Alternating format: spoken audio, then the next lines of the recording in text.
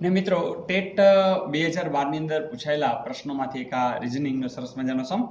કે અહીં તમને આપ્યા છે કેટલા તો કે 1 પછી 1 પછી 4 પછી 8 પછી 9 એટલે કે જો આપણે આમ જોતા જઈએ ને તો આનો ડિફરન્સ 0 છે પછી આ 3 છે પછી 4 છે પછી 5 નથી વળી પાછું એક જ છે વળી તો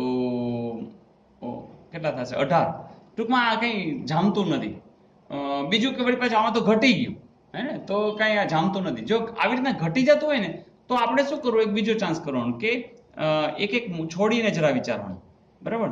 જરા ધ્યાનપૂર્વક જોશો ને તો આમાં સમજાય ગયું જો આ 1 નો વર્ગ છે આ 2 નો વર્ગ છે આ 3 નો વર્ગ છે આ 4 નો વર્ગ છે એટલે અહીંયા કંઈક કીધું હોત તો 5 નો વર્ગ 25 આવત તો બાકી નામનું જોયું કે આ 1 પછી 8 27 તો જાણીતા છે યસ તમે કહેશો 1 એટલે તો કે 1 નો ઘન 8 એટલે તો કે 2 નો ઘન 27 એટલે તો કે 3 નો ઘન તો તરત જ કહેશો કે 4 નો ઘન કોણ હોય 64 એટલે કે આની અંદર જવાબ કેટલા આવશે 64 તો મિત્રો આટલું સિમ્પલ હોય છે બસ તમને ખબર હોવી જોઈએ કે આ 1 કોણ છે 8 કોણ છે 27 કોણ છે 64 કોણ છે તો એકવાર આ પાકું કરશો તો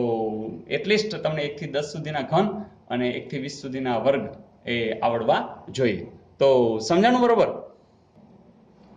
ને એક સરસ મજાનો પ્રશ્ન કે અરજણભાઈના વાડામાં કેટલાક પશુઓ અને પક્ષીઓ છે તેમના માથા 32 અને પગ 100 છે તો કેટલા પક્ષીઓ હશે મિત્રો આવા પ્રશ્નો વારંવાર પૂછાય છે પશુઓ હોય તો સ્વાભાવિક છે કે એના 4 પગ હોય અને પક્ષી હશે એના કેટલા હશે 2 પગ હશે તો હવે આપણે x અને y ધરી લઈએ ધારો કે આ x છે અને આ y છે આ 4 પગવાળા એટલે પશુ હશે અને આ કોણ હશે પક્ષી હશે તો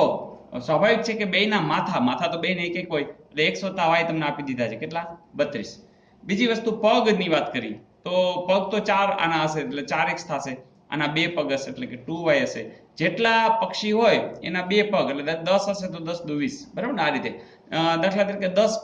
પશુ હશે તો દાઈ ચોકે 40 એટલે કે 40 પગ હશે તો એ પગ પણ તમને આપી દીધા છે કેટલા આપી દીધા છે 100 બરાબર તો તમને બે સમીકરણ મળી ગયા તમારે જો ઝડપથી ઉકેલ કરવો હોય તો આને તમે 2 વડે ગુણી નાખો અને પછી અહીં મૂકી દેજો 2x વત્તા 2y અને 64 કરો બાદબાકી 4x માંથી 2x જાય તો 2x આ થઈ જશે 0 અને આ થશે 6 ને 4 10 7 ને 10 36 તો x બરાબર આવ્યું 36 ના છેદમાં 2 એટલે કે 18 અને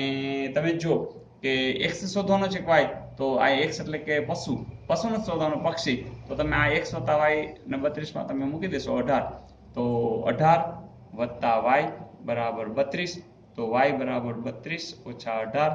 અને 8 ને 4 12 અને 14 તો આનો જવાબ આવશે 14 તો મિત્રો આ તો એક રીત છે પણ મેં તમને ખબર છે આના પહેલા પણ એક વાત કરી હતી એ પણ જરા જોઈ લઈએ હવે આપણે આ સમ છે ને મોઢે કરવો છે તો એક સૂત્ર યાદ રાખશો અડધા પગે માથા બાદ તો ચોપગા સૂત્ર આવું શું અડધા પગે માથા બાદ તો ચોપગા ચોપગા એટલે ખબર છે કે જેના 4 પગ હશે એવા પશુની વાત હશે ફરીથી સૂત્ર શું છે અડધા પગે માથા બાદ તો ચોપગા એટલે કે ચોપગા શોધવા હોય તો તમારે શું કરવાનું અડધા પગ હવે પગના અડધા એ તો મોઢે જ આવડે આ પગ જેટલા પણ અડધા કરવાના ચાલો 100 ના અડધા કેટલા થઈ જશે 50 ચાલો એ આવડી ગયું અડધા પગે માથા બાદ તો માથા તમને આપ્યા જ હોય માથા કેટલા છે 32 ઈ કરો બાદ જે જવાબ આવે ને ઈ ચોપગાના જવાબ આવે હવે તમને પૂછ્યું છે ચોપગા કે પક્ષી તો કે પક્ષી પૂછ્યા એટલે 2 પગવાળા પૂછ્યા છે તો 18 તમને જવાબ આવશે ઈ ચોપગાના હવે તમને ખબર છે કે ટોટલ માથા 32 છે તો 18 માં તમારે ઉમેરવાના છે ને તો અથવા તો 32 માંથી તમે ઈ જે માથા છે એ બાદ કરો એટલે તમને સીધે જવાબ મળી જશે એટલે કે 14 એટલે 18 માં 14 ઉમેરો એટલે 32 એટલે કાંઈ કરવું ન પડે આ તો વસ્તુ ખાલી તમને સમજાવવા માટે પણ આ મોઢે થઈ જાય ફરીથી સૂત્ર તમારા માટે આજે જ બનાવ્યું છે શું બનાવ્યું છે અડધા પગે માથા બાદ તો ચોપગા એટલે ચોપગાનો જવાબ જોતો હોય તો ઘણી વખત પૂછે છે કે આમાં પશુઓ કેટલા હશે તો સીધો જવાબ આવી જાય કે 18 કેમ કે પગના તમારે અડધા કરવાના છે એમાંથી માથા બાદ કરશો ઈ જ એનો ચોપગાનો જવાબ હશે તો મિત્રો સૂત્ર પણ યાદ રહી ગયું હશે અને આવો દાખલો પૂછાય તો ઝડપથી મોઢે જ કરી લેવાનું આ બધી કેલ્ક્યુલેશન હવે આપણે કરશું નહીં ઇઝ ઇટ ઓકે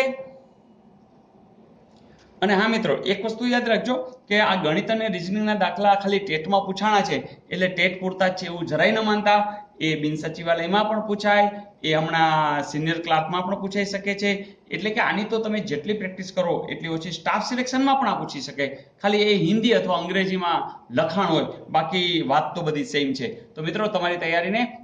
ખૂબ ઓપ આપતા રહ્યો, આગળ વધતા રહ્યો. તમારી કોમેન્ટ્સ મને મળતી રહે છે, તમને મજા આવે છે મને ખબર જ છે. તો આપણે કામ ચાલુ જ રાખશું. Okay, all the best.